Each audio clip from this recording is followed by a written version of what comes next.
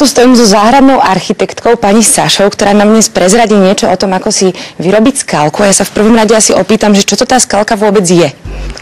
No, skalka je taký prvok záhradnej architektúry, ktorý nám imituje nejaký prírodný horský skalný útvar, vysadený rôznymi druhmi skalničiek, postavený z hornín.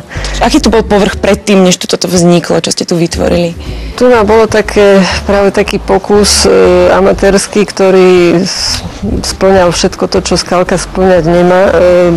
Bola tam zmes najrôznejších druhov kameňov z rôznych kútov sveta. Boli takým gulášom, ktorý sa v konečnom dôsledku majiteľom až tak nepáčil a preto sa rozhodli prebudovať to celé a urobiť to tak, aby teda tá skalka ozaj mala taký prirodzený ráz. Čiže ako začať s výstavbou skalky? Museli sme teda všetky tie pôvodné kamene stade povyberať, tú zeminu troška prekypriť, premiešať so štrkom, s pieskom a osadiť tam teda nové kamene. Tu nás sme sa rozhodli pre pieskovec, taký doskovitý a z toho sa pekne dá urobiť tá špárová skalka, ktorá je teraz takým hitom medzi skalničkármi. To znamená, že medzi tie kamene dávame že sa vlastne tie kamene ukladajú ako viac menej po takých vrstvách a vznikajú medzi nimi medzery, do ktorých sa potom vysadia skalničky a tieto medzery sa potom okolo doplnia drobnejšími úlomkami z tej horniny. Aký je ten správny kľúč na sadenie skalničiek? Tak musíme rešpektovať ich nároky na svetlo.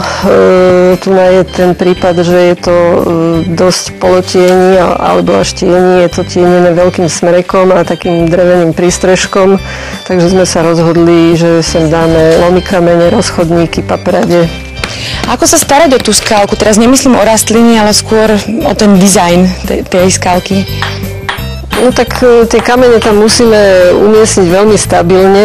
Tú stabilitu nám zaručí jednak tá ich veľkosť, že teda sú to ťažké kusy, ktoré proste sami svojou váhou dobre sedia a takisto ich musíme teda tou zeminou alebo aj nejakými menšími kameňmi podšprajcovať, aby teda ozaj, aj keď sa po tej skalke chodí, lebo pri tej údržbe je treba po nej občas chodiť, tak aby sa nám teda pod nohami nekývali. Ono sa to všetko ako aj tak časom sadne, hej, čiže potom čím je to staršie, tým to lepšie drží pohromade.